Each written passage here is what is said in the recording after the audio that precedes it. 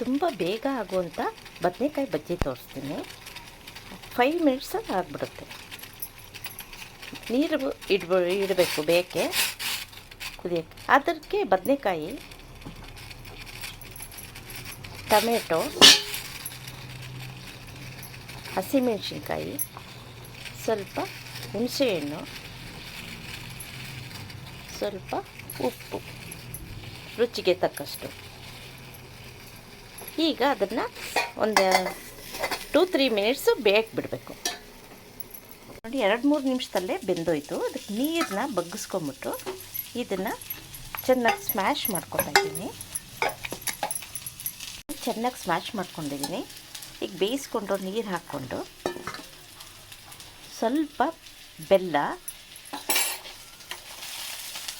ಸ್ವಲ್ಪ ಒಗ್ಗರಣೆ ಹಾಕ್ಬಿಟ್ಟು ಕೊತ್ತಂಬರಿ ಸೊಪ್ಪು ಹಾಕಿದ್ರೆ ಮುಗೀತು.